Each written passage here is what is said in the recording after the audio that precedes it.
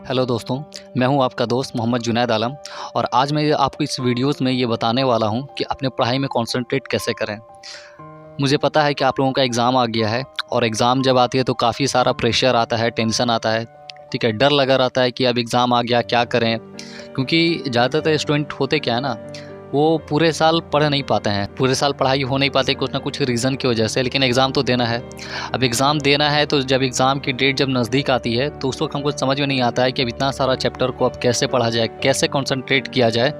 Mind ऐसे distract हो जाता है सिर्फ टेंशन की वजह से, और टेंशन में अगर रख कर के हम लोग किसी अगर चैप्टर को अगर पढ़ने बैठते भी हैं तो हम लोगों का उस पढ़ाई में मन नहीं लगता है।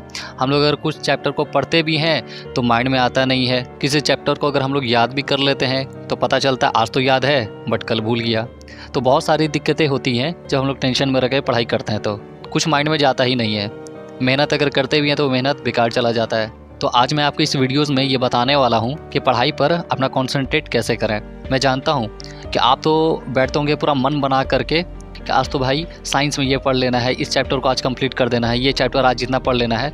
लेकिन जैसे ही 10 मिनट या 15 मिनट होता है तो हम लोग दूसरे ख्यालों में खो जाते हैं और पेन या पेंसिल से हम लोग खेलना स्टार्ट कर देते हैं। और जैसे ही वो पेन या पेंसिल हम लोगों के हाथ से छूट करके नीचे गिरता है तब ध्यान आता है यार अभी तो एक पैराग्राफ ही पढ़े हैं। मतलब ये पढ़ाई में कॉन्सेंट्रेट कर ही नहीं पाते हैं। जब भी हम लोग बैठते हैं तो मुश्किल से 5 या 10 मिनट तक हुआ, उसके बाद हम लोग कहीं और खो जाते हैं ख्यालों में।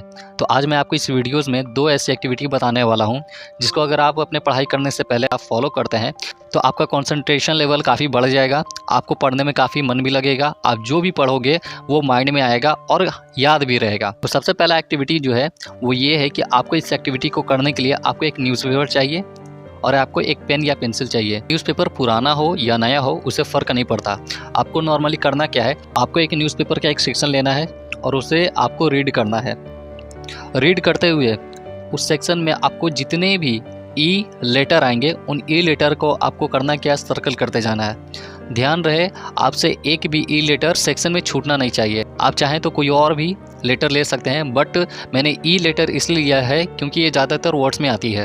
एक्टिविटी को इतने ध्यान से करना है, इतने कॉन्सेंट्रेट होकर करना है कि आपसे एक भी ई लेटर उस सेक्शन से मिस ना हो। और जब तक आप ये एक्टिविटी पूरा कंप्लीट ना कर लें आपको डिस्ट्रैक्शन और कहीं पे आपको नहीं होना है।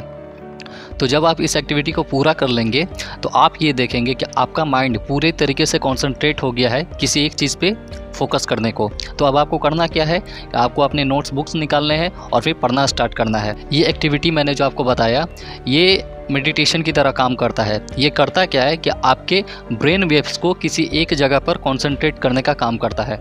सिंपल भाषा में अगर मैं कहूँ, आप जो भी पढ़ते हो वो आपको समझ में आता है, वो आपके माइंड में पूरी अच्छी तरीके से जाता है, आप उसे अच्छी तरीके से समझ पाते हो, याद कर पाते हो और भूल नहीं पाते हो।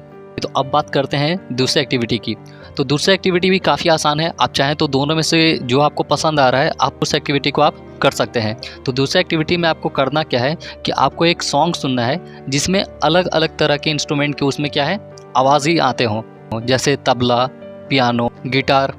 तो जब आप इस सॉन्ग को सुनते हो तो आपको किसी एक इंस्ट्रूमेंट पे फोकस करना है। जैसे अगर आप तबले की आवाज़ पे अगर आप फोकस करते हो तो आपको इस तरीके से फोकस करना है कि आपको एक म्यूज़िक के बाद दूसरा म्यूज़िक जो भी आप सुनो, उस रिदम में जो भी आप म्यूज़िक सुनो तो सिर्फ आपको तबले की आवाज़ ही सुनाई दे, बाकी लिरिक्स या फिर दूसरा इंस्ट्रूमेंट आपको सुनाई ना दे।